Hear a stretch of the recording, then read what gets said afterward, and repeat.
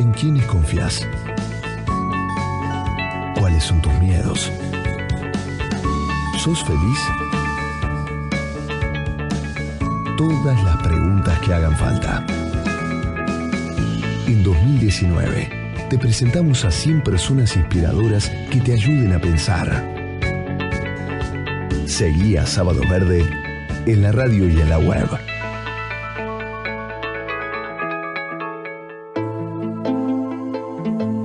Vamos con otra de ellas, esas personas que creemos nos pueden ayudar a pensar o despabilar. Elegimos para esta semana a Sergio Bechara. Es joven, es integrante de un centro de estudios interdisciplinarios que, como muchas personas en el mundo, piensan que la economía tradicional no traerá bienestar ni armonía a la mayoría de las personas. Intentamos vivir en un planeta que garantice esa armonía, porque si no, nuestra supervivencia estará seriamente comprometida. Y esa nueva economía incluye una mirada sobre un dato relevante de estos días. Buena parte de la población en el mundo entero, no solo en la Argentina, no tiene trabajo. Hay millones de parados en el mundo entero y hay otros millones que trabajan 10, 12 horas para poder sobrevivir por ahí arriba de un remis en el Gran Buenos Aires, en cualquier provincia de la Argentina, lejos de la familia, con la columna rota y con todo lo que sabemos que pasa cuando uno trabaja demasiado tiempo. No tenés espacio para los deportes, para mirar el río, para pensar, prácticamente para nada. Dormir, comer, trabajar. Dormir, comer, trabajar, esa fórmula que se repite invariablemente casi todos los días del año. Esto es aceptable, esto es razonable cuando decimos, bueno, pero que no se vengan con una idea muy loca porque lo establecido, lo institucional, el sistema. Solemos hablar de estas cosas naturalizando estos disvalores y este malestar que le provoca a cualquier ciudadano. Hay que ponerse en la piel o en el lugar, si ya no estás, de esas personas. Bueno, la fórmula de la cual queremos hablar es el ingreso ciudadano universal, que ya se ha aprobado. El caso más conocido es en Finlandia, pero en la India y en Kenia parece que hay unas experiencias alucinantes sobre esto. Por eso volvemos a la pregunta del arranque, Juan. ¿Qué harías si hoy tuvieses $1.000 o $50.000 y los recibirías por mes? ¿Qué harías de tu vida con esa suma? En principio, elaboré una pequeña respuesta. No, la tenés ya, dale. En principio no estaría tan preocupado con si llego o no a poder tener cosas básicas en mi vida, cubrir necesidades básicas, que eso ya no me parece para nada menor como sensación, ¿no? Imaginemos, después vamos a ver de qué modo, cómo llega, quiénes son los que ponen esos fondos, pero imagina tu vida con una renta básica mensual, una renta que sería para ricos y pobres por igual. Esto no quiere decir que no puedas hacer después otros trabajos que incentives la creatividad. Y en este plano, ¿qué es el trabajo, no? ¿Qué significa? ¿De verdad el trabajo dignifica? Vamos a pensarlo con Sergio Bechara. Quisimos hacer esta introducción porque verdaderamente el tema es complejo y además para que Sergio escuche y nos diga si más o menos vamos bien. ¿Cómo estás, Sergio? Muy buen día. ¿Qué tal? Un gusto, muy buenos días. Lo primero que queremos preguntarte como para arrancar desde un lugar es estas experiencias que se están haciendo en pequeñas localidades o asentamientos en India y Kenia. ¿En qué consisten? ¿Cuál ha sido el resultado? A ver si podemos entender a partir de eso y de ahí lanzarnos a todas las preguntas que vengan. Sí, lo único, déjame, si sos tan amable, poner un poquito en contexto por qué se justificaría además un ingreso ciudadano o renta básica. Stephen Hawking habla de que podemos tener dos clases de futuro. Un futuro basado en la abundancia, en la riqueza, en una vida de lujo ociosa, en tener más tiempo para la familia, para practicar un deporte. Vamos rumbo a un cambio podemos ir rumbo a un cambio de paradigma, donde tengamos una sociedad más orientada a un salto evolutivo y que no gravite tanto sobre el lucro, y que cuide más el medio ambiente, que no tenga tanto impacto, porque hoy en día estamos manteniendo trabajos que son destructivos para el medio ambiente, con tal de sostener el consumo desmedido y la labor, la ocupación de las personas, ¿no es cierto? Con una renta básica, esto podríamos prescindir de esos trabajos que son destructivos para el medio ambiente, ¿no es cierto? Por ejemplo, la producción de plásticos descartables, de un solo uso. ¿Por qué? Porque la persona no tendría que seguir ocupando un puesto de trabajo, se podría prescindir de ese puesto de trabajo porque todos tendríamos la existencia material garantizada y podría operar un cambio de paradigma en la sociedad hacia una sociedad más orientada al conocimiento, al desarrollo, y que no gastemos tiempo vital de vida en un trabajo monótono, repetitivo, alienante, sino en trabajos más propios, más estimulantes, ¿no es cierto? El otro futuro es un futuro basado en la abundancia, donde la riqueza producida por la tecnología se redistribuya y a todos nosotros, y todos tengamos acceso a esa riqueza y digamos, podamos no solamente tener acceso a la riqueza de bienes, sino a la riqueza de tiempo, podamos tener libertad. El otro futuro es un futuro distópico, donde los dueños de la tecnología, que hoy en día el 1% más rico tiene más que el 99% de la población mundial, siga conservando la riqueza, no se redistribuya esa riqueza generada por las máquinas, y lo que pase sea que aumente sustancialmente los niveles de pobreza y de desigualdad, ¿no es cierto? Más de lo que hoy en día aumentaron. Parece ser que el escenario va a ese lugar. O sea, se va a cumplir el segundo escenario, digamos, por cómo se están barajando las cartas sobre el paño, digamos, ¿no? Keynes, en su ensayo de 1930 titulado Las posibilidades económicas de nuestros nietos, decía que el futuro del capitalismo nos iba a dar esa existencia tranquila, o sea, nos iba a los avances tecnológicos y el crecimiento económico nos iba a dar la posibilidad de tener más tiempo libre. Decía que la principal preocupación iba a ser qué íbamos a hacer con nuestro tiempo libre. Claro. Y la jornada semanal media iba a ser de 15 horas. Bueno, estamos próximos a ese escenario, o sea, faltan 15 años y parece ser que no se da. ¿Qué pasa? La automatización es un fenómeno que viene avanzando en todo el mundo. El Banco Mundial pronostica para nosotros que vamos a ser primeros en un listado de 40 países en sufrir los efectos de la automatización, porque tenemos una gran concentración de trabajos en el sector medio. ¿Qué es el sector medio? Bancarios, administrativos, el sector manufacturero. Y no tenemos tanto mano de obra calificada como los países desarrollados. Entonces, va a quedar cantidades ingentes de población afuera del mercado laboral. El Banco Mundial pronostica un 64.6% de desocupados, más que en Estados Unidos. La Universidad de Oxford pronostica para dentro de 10 o 20 años un 47%. Solo por la variable del desempleo tecnológico. O sea, sin tener en cuenta nuestras variables propias. Hoy tenemos un 9.1% de desocupación, imagínense la comparación. Pero bueno, hay mucha gente que dice, no, pero esto es flashero, esto es utópico, se van a generar nuevos puestos de trabajo. Joseph Schumpeter hablaba de la destrucción creativa, que la economía destruye la estructura interna y genera una nueva estructura, nuevos puestos de trabajo. Bueno, la mejor manera es compararlo con solo con unos datos gráficos. Las principales economías, automotrices de los 90, facturaban Chrysler, General Motors, Ford, todas juntas 36.000 millones de dólares y tenían más de 1 millón de empleados. Las principales empresas de tecnología de hoy en día, Facebook, Apple, Google, todas juntas, según datos del 2015, ahora habrá cambiado, habrá empeorado, facturan más de 1 billón, con B, billón, y tienen 137.000 empleados. O sea, es un dato, es un termómetro que grafica cómo se están perdiendo más puestos de trabajo de lo que se generan. En este escenario donde se produce en nuestro país alimentos para 400 millones de personas y somos 44 millones, el 10% de lo que se genera, y hay gente que pasa hambre, se hace necesario socializar esa riqueza en forma de un ingreso ciudadano.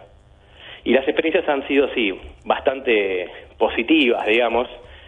Por ejemplo, en Namibia, porque dicen, las objeciones recurrentes dicen, esto es un ingreso propio de países desarrollados, como Finlandia, Canadá, Utrecht en Holanda. No, en Namibia, en una zona rural de bajos ingresos llamada Otjibero-Mitara, se pagó 930 personas de manera individual $100 namibios durante 2 años, una prueba piloto que fue del 2007 al 2009, promovida por la coalición del subsidio de la renta básica, un conjunto de organizaciones locales, que fue el equivalente a $12.4 estadounidenses. Si bien la cifra fue pequeña, los resultados fueron impresionantes. Las personas, por ejemplo, pasaron de un 42% de chicos con índice de bajo peso a un 10%, de un 40% de deserción escolar a casi un 0%, se generaron microemprendimientos, los productos encontraron un nuevo nicho o nuevo mercado porque aumentó el poder adquisitivo de la población para ser colocados. Pero bueno, con todo el gobierno de Namibia se resistió a hacerla extensiva a toda la población, ¿no? Bueno, tenemos... Sí, decime. Quiero recordar al oyente, ya que has hablado un rato largo, sí, quién es el que habla. Se llama Sergio Bechara, es integrante de un centro de estudios interdisciplinarios en la Argentina que está impulsando el ingreso ciudadano universal. Nos acaba de dar un ejemplo de Namibia y me llamó la atención, una vez más, que en el relato de Sergio aparece la renta como intocable, ¿no? La renta, aunque esté concentrada en el 1% de la población mundial, para nosotros, naturalmente, la renta no se toca.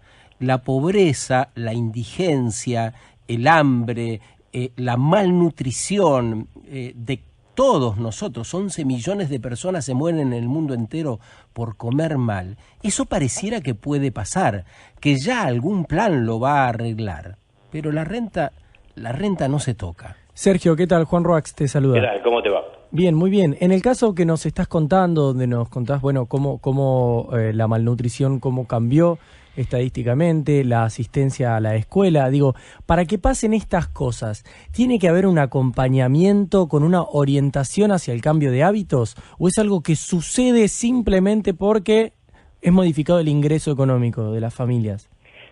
Sí, digamos, no lo digo por vos, pero a menudo el prejuicio instalado es, se van a dedicar con un ingreso ciudadano a la vagancia. Es tener una concepción de la naturaleza humana muy finita, pensar que el ser humano se pone en funcionamiento con el estímulo del garrote y la zanahoria, cuando nosotros queremos progresar. Y la prueba son estas comunidades pobres, donde vos ves que se juntan, se organizan, quieren, por ejemplo, en la India juntaron los ingresos ciudadanos y compraron telares, las mujeres. Entonces aumentó considerablemente el nivel de instrucción, no solamente el de educación, sino el nivel de instrucción. Entonces el ser humano quiere progresar. Cuando los trabajadores querían negociar las vacaciones pagas, se decía que se iban a dedicar a emborracharse. Esto se responde con una frase que lo dejo a criterio de ustedes: la vanguardia de hoy es el sentido común del mañana. Siempre se tuvo prejuicio cuando una idea se instaló. En Alaska, que es el único lugar en el mundo donde está instalada una especie de renta básica. Digo especie porque no proviene de una reforma tributaria. Lo que tiene una reforma tributaria es que siempre ajusta el tipo impositivo, o sea, el porcentaje de impuesto, para que la cuantía, el valor, siempre se coloque por encima del umbral de pobreza. Se intervienen variables como el costo de vida, la inflación, siempre se sitúe por encima. Pero con todo, la renta básica de Alaska hace que sea uno de los estados menos desiguales y con menos índice de pobreza de todos Estados Unidos. Y la derecha, que se abstenía, y sectores de la población que tenían esta idea instalada, ahora ni se atreven a sacarla. La renta básica, bueno, de Alaska proviene de la financiación, se destina un 25% de las ventas del petróleo y el gas al Fondo Permanente de Alaska, o sea, la venta del Estado, y se financia con un promedio de los 5 últimos pagos anuales, pues se paga de forma anual, individual, incondicional, y depende del precio internacional del barril. Sergio, entonces, ¿cuál es la experiencia según estos resultados, por ejemplo, en Alaska? ¿Qué hacen las personas con el tiempo libre? Y las personas, como decíamos recién, lo pueden dedicar. Eso es muy subjetivo, ¿no? Pero lo pueden dedicar al ocio creativo, a estar más tiempo con la familia. Pero supongo que los estudios, cuando hacen una aproximación en Namibia, en Finlandia, en la India y en Kenia, tienen que arrojar esos resultados. Esas personas, pero concretamente, ¿se han dedicado, como decías vos, entre comillas, a la vagancia o han hecho trabajo por la comunidad, han incursionado en las artes concretamente? ¿Hay números sobre eso? No, en Finlandia, bueno, en principio los resultados son preliminares y anualmente los que cobraron una renta básica trabajaron medio día más, o sea, contrariamente a lo que se cree de la vagancia. Disminuyó considerablemente los niveles de estrés, la confianza en el futuro, esto de que ustedes decían que son taxistas que están rompiéndose la espalda 20 horas, bueno, Guy Standing, que es uno de los cofundadores de la Red Mundial que habla sobre la renta básica, él desarrolló el concepto de precariado. El precariado es estar completamente en situación precaria. Hay gente que está inserta laboralmente, pero tiene que tener como 3, 4 trabajos para poder ganarse la vida. Tiene que trabajar horas ingentes, cantidades considerables de horas para poder ganarse la vida. Entonces, ¿qué pasa? Un ingreso ciudadano lo que permite, vamos a definir lo que es el ingreso ciudadano. Es una asignación pública incondicional destinada a toda la población, ¿no es cierto? Todos tendríamos que tener la existencia material garantizada, lo básico. El ingreso ciudadano lo que pretende es erradicar la pobreza. Nada más y nada menos que terminar con la pobreza estructural de décadas en nuestro país. ¿Qué debiera pasar, Sergio, para que esto se implemente, se aplique? Digo, es como medio un cambio sistémico, ¿no? Es como toda una reorganización. Entonces, teniendo en cuenta estos resultados que contás, que tienen una connotación tan positiva, productiva, ¿qué debiera suceder para que esto, digo, sea una realidad y no solo unas pruebas? Perdóname, ya te lo comento eso. Con respecto a lo que decía Sergio, aumentó considerablemente los niveles de instrucción en la India. Por ejemplo, en México hay una pensión no contributiva para adultos mayores, que es un ingreso ciudadano universal en ese grupo etario. Los adultos mayores de más de 68 años se destinó a un universo de 410.000 adultos mayores. Aumentó la libertad, la autonomía, la visibilidad pública, el respeto dentro de la familia, la nutrición, la salud. Bajó la desigualdad dentro de ese grupo etario. Tiene muchísimas connotaciones positivas. Porque tener una visión paternalista del ser humano y pensar que el ser humano hay que indicarle lo que tiene que hacer, es, ya les digo, tener una concepción muy limitada de la naturaleza humana. Vamos a la respuesta de Juan y cerramos por hoy el reportaje. Se nos fueron más de 20 minutos. Interesantísimo lo que cuenta Sergio Bechara. Impulsa en la Argentina el ingreso ciudadano universal junto a otras personas. Es decir, que las personas todas, seas rico o pobre, tengan un ingreso de, ponele, $1.000, 50.000 pesos por persona. Pareciera utópico, pareciera lejano. Es un modelo que se ha aprobado y se ha ensayado en diferentes lugares del mundo. Sergio, estos minutos finales entonces para responder a la inquietud de Juan. Sí. Perdóname, repetime la inquietud, ¿qué me habías dicho? Claro. ¿Qué debiera suceder para que esto no sean solo unos casos aislados o unas pequeñas pruebas piloto? ¿Qué debiera suceder para que se aplique este cambio que pareciera ser sistémico? ¿Qué debería suceder? No, bueno, primero ¿cómo el se avance podría realizar? Claro, el avance de la automatización va a generar que también los empresarios, por ejemplo, en Silicon Valley, los principales empresarios, que es donde está más desarrollado el capitalismo, están apoyando la medida. ¿Por qué? Porque esto va a bajar sustancialmente el consumo. Mucha cantidad de población se van a quedar afuera del mercado laboral. Entonces no van a tener dónde colocar sus productos. Mark Zuckerberg, el CEO de Facebook, Bill Gates de Microsoft, Stephen Hawking, muchas personalidades y empresarios a nivel mundial lo están apoyando. ¿Por qué no lo van a poder apoyar acá en Argentina, no es cierto? Es un impuesto a la riqueza, no se crea riqueza. No es que tiene que salir de las arcas públicas del Estado. Se tiene que cobrar un impuesto a la riqueza. Porque tenemos que pensar ya en redistribuir un poco la riqueza. O sea, el ejemplo que yo puse, alimentos para 400 millones de personas, somos 40 millones. Hay una escasez artificial deliberada por la ley de la oferta y la demanda. Debemos socializar un poco esa riqueza y en el siglo XXI tendríamos que tener ya la existencia material garantizada. Sergio, gracias por este rato con nosotros. Nos ayuda a pensar, el tema es complejo, el tema es nuevo para todos nosotros. Esto ha nacido hace 5 años, ha tenido el gran impulso justamente por la pérdida de puestos laborales. Así que necesitamos masticar todo esto que nos estás diciendo pensarlo y seguramente en un breve tiempo vamos a seguir profundizando. Los oyentes llaman e intervienen en redes también. Claro, por ejemplo en Twitter Nico Sweet dice: buen día, ojalá hubiera una renta básica universal en todo el planeta. El 25% lo destinaría a la vivienda, el 10% lo ahorraría y el resto lo usaría como... y no sigue. Divino, pero claro... Bueno, pero vos sabés que una de las preguntas que le hacemos a todo el mundo es: ¿qué harían ustedes si tuvieran la existencia material garantizada? ¿A qué dedicarían su libertad?